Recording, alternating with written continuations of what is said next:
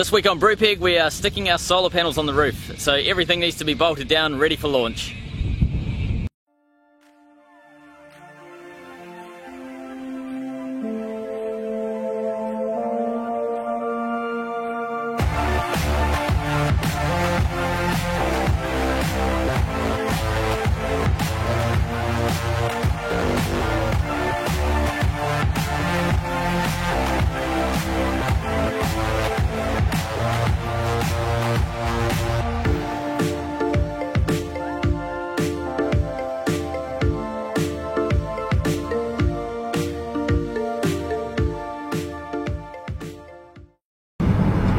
Just tell me what's going on. You're thinking of...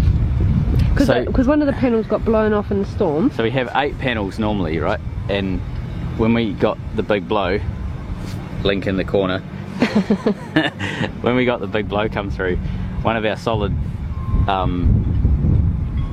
solar panels turned into a flexible solar panel 200 metres away from the boat. Way over there. Yeah, way.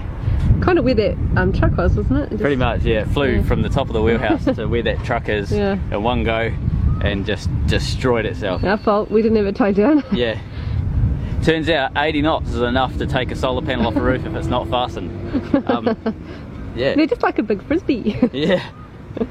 So what are you thinking? No, you're thinking... Well, I got to basically have a missing panel somewhere, and I'm just trying to ponder. So it's supposed to be at the back there. You can see.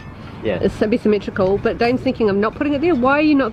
Why are you thinking of not putting it there? So this is our solar gap, and yeah. So I need a one panel down. Yeah. So why are you thinking of changing where it's put? I don't know. I'm just maybe overthinking it. Yeah. Tell me. I'm just thinking in my head like what's all of the possible negatives that could happen to any one of these panels, like shading or whatever, and is it better to just have a gap somewhere? I don't know. I'm just trying to figure out. I've got to put a gap somewhere, and I'm figuring out where's the best place to have a gap. What? Well, I'm one solar panel down. So we need to line up this edge here. That's our source of truth. So once we've got that done, we can then start doing the line, getting everything good that way. James meaning this line. Can you point it? Yeah. That line all the way down there. On each side? Yeah, we have to get both sides done. So yeah. So what we're doing right now is just lining up where the panels are going to go before we put the drill. Well, actually plasma through the holes to put the bolts in to attach them. So we actually haven't done this part yet. We put the mounts on and we had it measured, but it's this is the final check before they actually get fully attached. So there's a walkway down the centre between both banks of panels, and each bank has one of these boxes. This is basically where all the wires come in. So we have these little cable glands. They get mounted on the side of the box like that, two on that side and two on that side, and they control the 2 panels in front and the 2 panels behind this box. So all the wiring gets pulled in through these cable glands and then goes into these, so an earth and then a positive, or neutral, negative then positive in these 2 banks. And these are basically just, you can possibly see in there, wire goes in there in each side. There's a copper strip that basically shorts the whole lot out, and then it can take one wire out of each side that's positive and negative. Well, sorry, positive, negative. And then down there you can see it's just like a normal chocolate box connector where you can just screw the wires in tight. This box is IP67, so it's really quite watertight. It's got a really decent rubber gasket that goes around the top here. So in here is a really good sealed up environment for all the cables and connections and so on. And then these glands here also tighten down quite a lot. You can sort of see the little rubber in there. There's quite a lot of compression on that, so it really seals up hard against the outside of the cables. So once the cables have all been pulled from the solar panels through the cable glands and into these connectors, we have a negative and a positive coming out, a single line coming out of each one. They then go through more of these cable glands will be mounted onto the bottom, so they'll actually stick through the bottom of this box here, and we'll we'll hole saw a couple of holes in here. This box will be completely hard sickered down onto this roof, so it's not going to have any chance of leaking. And then the positive and negative feed from this side will go down to the underside of the roof so that we can start running all the wiring forward. These panels there'll be a box on each side, there'll be a box underneath the roof. They'll join up, the 2 lines will join up into a single point, and then that single point will take a large positive and negative feed all the way forward to the charge controller. Imagine drilling a hole all the way through here and all the way through there, so one for each wire. Then I'll be bolting in one of these cable glands onto the underside of this box like that. And then obviously that's not going to sit flush. I have to then do a hole saw into the steel. So I'll do a positive and a negative cable hole, if that makes sense. And how do you know that's not going to be affected by water? Because this box will have a full bead of sicca, like that whole thing will be covered in sicca, and then it'll be pressed down onto that roof. So the only way water can get into where these cable glands go is if it physically makes its way through like 1.5 inches of sicca. So there's next to no chance of that happening, and then more likely these will leak than the sicca will leak.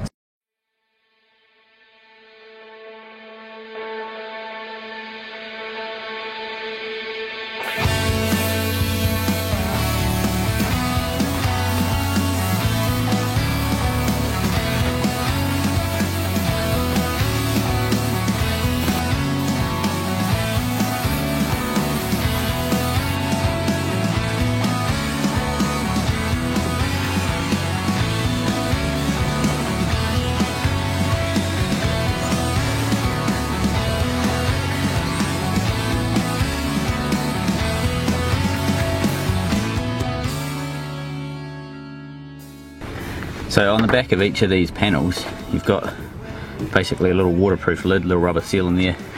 These are IP65, so they're pretty good.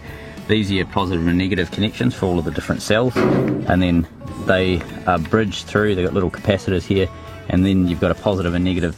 This one's your negative, this is your positive, going out of this box. So every panel has the same variation of this. What I need to do is, because these cables aren't physically long enough, I need to extend them. So I'm going to be taking these cables out, and I'm going to be putting a new longer cable on each one of these so that I can start wiring them up. So each of these panels is 36 volts open current. So I want to get the voltage as high as I possibly can, and my charge controller can handle a maximum of 100 volts input. So I've strung 2 of these together, so I've got a 72 volt pair. So you take your positive and your negative on each panel, so you have one of each for each panel. Take a positive and a negative, doesn't matter which one, and clip them together. And then I've got basically a positive and a negative, the opposing one. So these are what I'm going to be connecting forward, and this creates essentially a string of panels. So I have 4 pairs of 72 volt solar system panels. So what are you putting on the ends? On the cables? Yeah. So normally I would be getting rid of these cables and run my own cables that start all the way from these little connector boxes here and go, right the way forward to my connector box on the roof. But these are... Where's the box? Oh, it's underneath the panel, you can't see it at the moment. But these here are crimped and soldered in, and I can't change that without sort of destroying, this inside this box here, and I don't want to do that. So what I'm going to be doing is extending the original wires. So I'm going to put heat shrink over top of all of this, and then there'll be a connector joining the 2 wires together. And then I'll put liquid electrical tape over it, slide my heat shrink over that, and then squash that down as well. I'm going to go into town. I need to get some connectors, so at the same time I'm going to get some whiz bang heat shrink that's got resin infused into it, so that I've given it every possible chance that I can that it will never get water into it. One trick that I do like to do with solar panels on a boat, so these are house panels, they're not marine panels, and house panels work perfectly fine on a boat. You just have to do a couple of little things to them that are probably a bit over and above what you'd do on a house. So I like to pull these covers off the boxes on the back here and coat all of my metal connections with liquid electrical tape. Basically that just, most of these are all tinned anyway, so they're not going to have a huge amount of corrosion going on, but sticking the liquid electrical tape over top of all of this gives you a massive advantage in terms of corrosion. I've had bus bars basically on the back of our yacht. We wired up our solar panels like this probably 6 years ago now, and we had positive negative bus bars out the back, and we coated them with liquid electrical tape. 4 years after I did it, it had been through storms, hail, salt water over it all the time, like it never got treated well. Okay. So this is the stuff that I was talking about, the liquid electrical tape. You don't have to be any specific brand. This is just what we get in our neck of the woods, but basically dries like a plastic goo. Be pretty liberal with this, you don't have to be too nervous about it.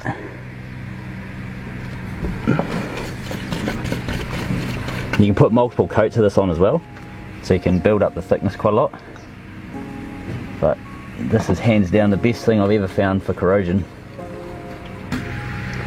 So that's it. That'll last indefinitely. Yeah, and because it's inside a IP65 sealed up box, you're going to get a really great seal on this anyway. So basically what this allows is if this in any way fails, you've got really great coverage of all your connections and so on in here. So yeah, I'm really pleased, and we'll carry on with that. So the crimpers that I use are a ratchet style crimper, and they sort of hold themselves down. You've got to release them. They're brilliant in terms of getting a really good crimp, so if you're going to be doing any electrical work, I'd strongly recommend getting a pair of them. They're pretty cheap, 20 bucks or something like that from eBay, and well worth it, eh?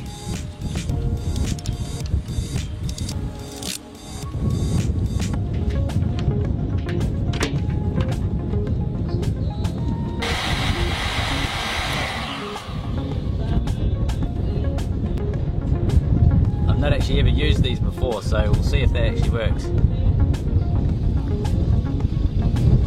Doug on Seeker seemed to rave about them, so it's definitely worth a shot.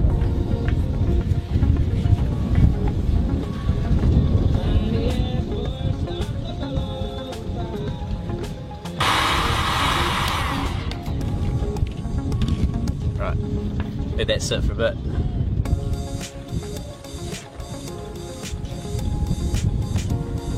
Definitely melted, like, yeah, you can definitely see the solder's melted right through the wires, but I don't know, we'll have to do a bit of testing and see if we're getting much voltage lost through it. Sorry about the wind noise, it's really blowing up here. So we've got our little electrical box. We've put all of our cable glands in. We've got our mounting rack in the middle here. So what I've got to do is basically bolting this down. This is going to be completely a glued down box because the roof isn't even. So I want to basically give the Sicker the best chance possible that I can give it to bond. So huge big bead.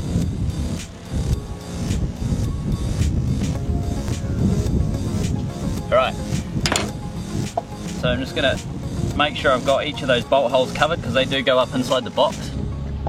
So I don't want any chance of moisture going in that way. Alright. And because I want it to look pretty, I'm going to take these bits off, just in case any goop squeezes onto them.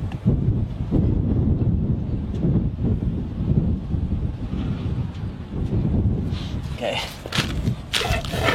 so I just want to press it down evenly, make sure the stuff comes out all the way around the side. Can't lose those.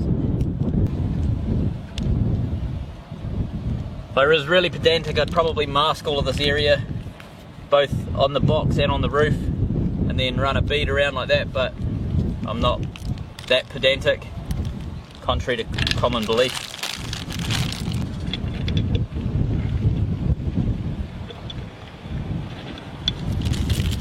Alright, so that's one of two conduit boxes, cable boxes mounted. Now we're going to basically wire up the solar panels and run the wiring into these boxes. So on the underside of the roof we need to create basically a box where all of the wires come in and get joined up and so on. So it's essentially identical to what we did on the roof, just a slightly smaller version. There's only a couple of wires that need to be dealt with in here as opposed to significantly more up top, so hence the size difference. So what I've done, I've got a positive and negative from the left panels, positive and negative from the right panels, and then I've got a positive and negative that's running all the way forward to the charge controller. So these wires here are going to be bigger than everything else. But basically what I've done, created the box. This is going to be mounted up on the underside of the roof like so.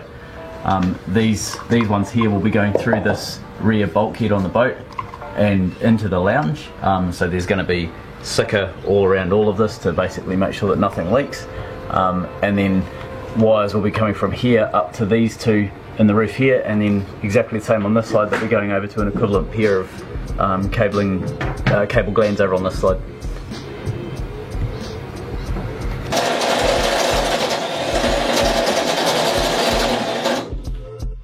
Okay, so I've drilled my 2 holes. I now need to go through and start fitting the box to these. So this is the box that I'm going to be mounting. These 2 cable glands go through the wall, and these 2 and the box stay on the outside. So what I need to do is basically goo up this side here, and then also goo up this side here, so that it forms a pretty substantial join around these cables.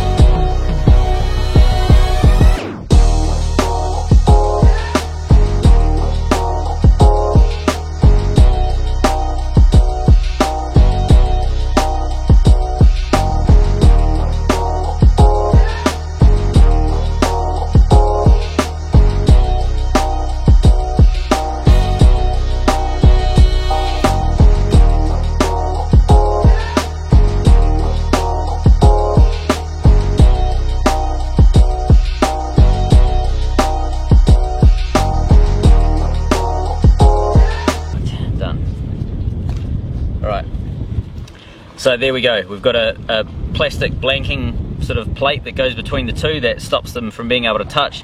These here are on the outside, so there's no way that they're going to be able to get hold of each other on this side. And then all we have to do now is get our wiring from these down into the lower part of the roof. So that means that this one side of the solar system is wired up on the roof. Now we've just got to get the cabling from downstairs sorted.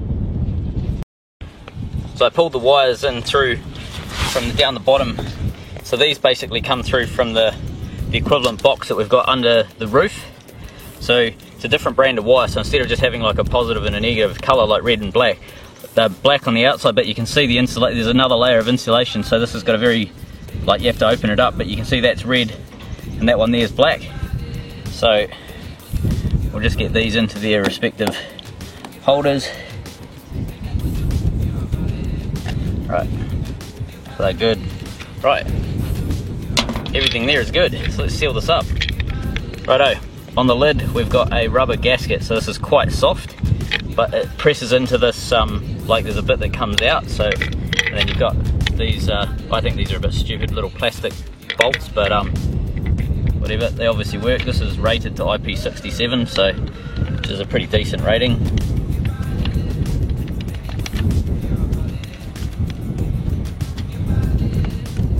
I'm definitely needing a bigger screwdriver. I was just thinking, if I was getting really pedantic, I'd probably cover this with my liquid electrical tape goo, but I trust the seal on this is probably just as good as me gooing this up, and I kind of want to be able to access this later. So as a bit of a test, I'm not going to cover these up. I want to see what they're like, and instead of this stuff, and cover it all up with my goo. So for now, we're just going to leave it as is, I think.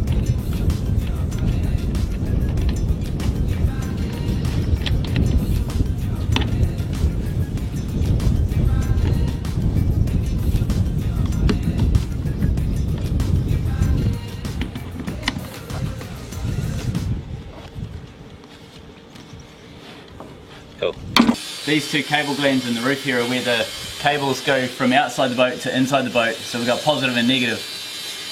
This little conduit box fits sort of neatly over the top of them like that, and then I can run the wires through conduit basically around the boat, so I don't have to have wind crash.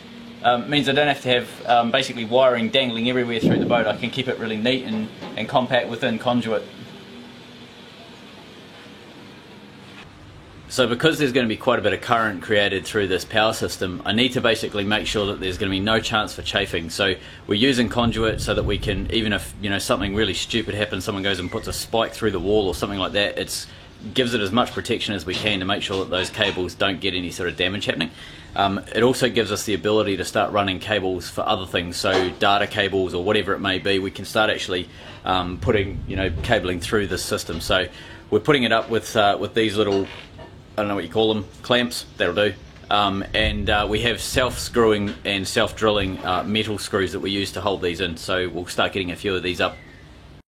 So part of using every available space, so this is where our cupboard for the YouTube cupboard with all the drones and camera gear and all that sort of stuff sits, just beside the stairs going into the wheelhouse. But one of the thoughts we had was, where do we put breakers and all of that sort of jazz? We're actually going to put them on this wall here behind the stairs. So it's, when I get right down low, there's quite a lot of space there, but it's kind of like junk space. It's really hard to use. Maybe you could stick shoes there or something, but it's not easy space to use. So one of the thoughts we had was actually putting all of our circuit breakers and so on in that panel there, on that grey wall, because then we can easily see them, but and nothing's ever really going to be put in front of them, and we can also access them really fast. We don't have to lift any floorboards, we don't have to climb up into the wheelhouse or do anything. So yeah, that's one of our thoughts for the moment.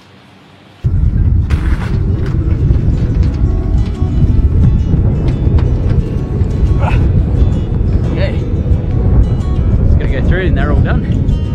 Light them up and they're finished. That's so cool. Maybe give them a wash. Yeah, maybe.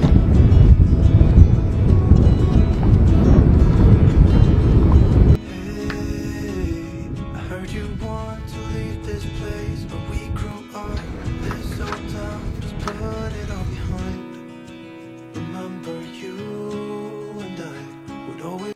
That's our solar system bolted to the roof. We've now also brought the wiring for 50% of those panels down through our waterproof box in the roof here. That allows us to take the positive and negative feed into the main cabin.